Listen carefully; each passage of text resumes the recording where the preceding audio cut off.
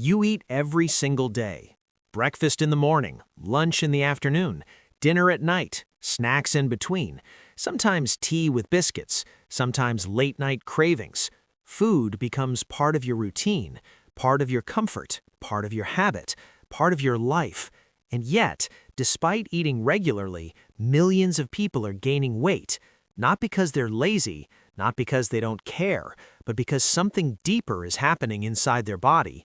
So what if the real problem isn't just what you eat, but how often you eat? What if your body never gets the chance to use its own stored energy? Today, we're going to talk about OMAD, one meal a day. Not in a complicated scientific way, but in a simple, practical, real-life way. By the end of this video, you'll understand what OMAD really is, how it affects your body, why some people lose weight quickly on it, and whether it's actually smart or potentially risky. Let's start with the basics. OMAD means exactly what it sounds like, one meal a day. You eat once, then you don't eat again for about 23 hours. No breakfast, no lunch, no snacks, just one main meal. That's it.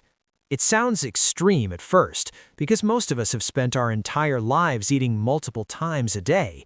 We wake up and the first thing we think about is breakfast. Around afternoon, we feel like we need lunch. Evening comes and dinner feels necessary. And somewhere in between, we snack out of boredom, stress, or habit. We rarely give our body a long break. To understand why OMAD works for some people, imagine your body like a phone battery. Every time you eat, you plug it in to charge. Charging is good. It gives you energy. But imagine if you kept your phone plugged in all the time, never unplugging it, never letting it use its battery. Eventually, the battery becomes weaker, less efficient, dependent on constant charging. This is similar to what happens in your body. Most people never unplug. They eat frequently. Breakfast, snack, lunch, snack, dinner, snack. The body stays in constant charging mode. It keeps receiving energy, so it never needs to use stored energy. OMAD changes this. OMAD lets your body unplug. It gives your body time to run on its own battery, and that battery is your stored body fat. Your body has two main sources of energy. The first is the food you just ate. The second is stored energy, body fat. When you eat frequently, your body keeps using the first source. It never needs to touch the second source. It's like having money in your savings account, but always using the cash in your wallet. You never use your savings, so your savings never decrease. But when you stop eating for longer periods, something changes. Your body runs out of immediate fuel, and it has no choice but to use stored fuel. That stored fuel is body fat. This is one of the main reasons people lose weight on OMAD, not because they are starving, but because their body finally starts using stored energy, energy that was already there, energy that was waiting to be used. There's also something important happening with your hormones.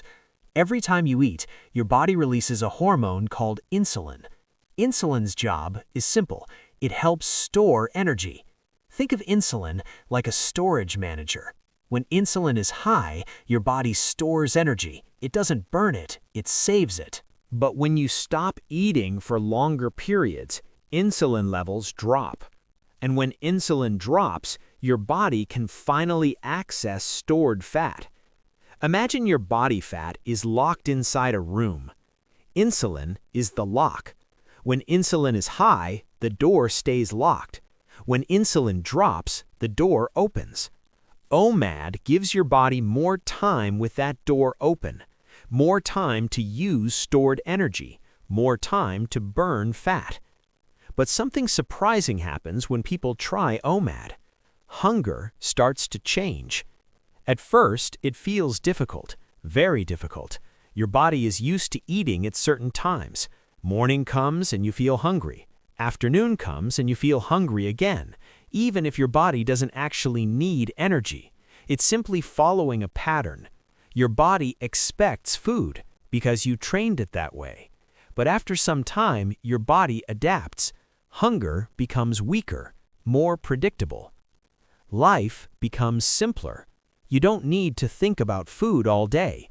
You don't need to plan multiple meals. You don't need to cook as often. You don't need to worry about snacks. Your day becomes less complicated. This reduces decision fatigue because every decision uses mental energy. What should I eat? When should I eat? Should I snack? OMAD removes many of those decisions. It creates simplicity, and simplicity reduces stress. But OMAD is not perfect. It has challenges. The first challenge is nutrition. When you eat only once a day, that one meal becomes very important. If you eat only junk food, your body will suffer. Your body still needs protein, still needs vitamins, still needs minerals. In the beginning, your body resists change. You may feel tired. You may feel irritable. You may feel uncomfortable because your body is switching from constant fuel to stored fuel. This transition takes time, but for many people, it gets easier. The body adapts, just like it adapts to exercise, or sleep schedules, or new routines.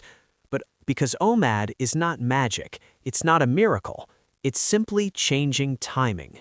Modern life gives us unlimited access to food. Food everywhere. Food anytime. Your body never gets a break.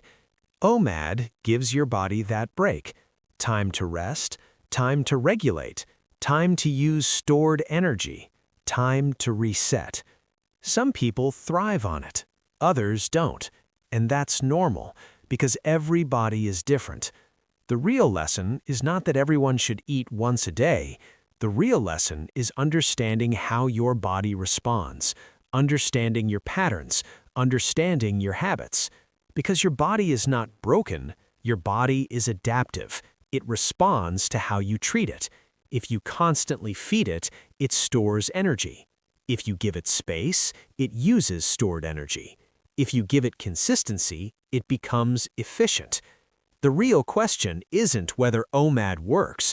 The real question is whether it works for you, whether it fits your lifestyle, whether it supports your health, whether it's sustainable. Because the best eating pattern is not the most extreme one. It's the one you can maintain, the one that keeps you healthy, the one that gives you energy, the one that fits your real life. Not for a few days, not for a few weeks, but for years. Because real health is not built in extremes. It's built in consistency. It's built in understanding. And it's built in respecting your body.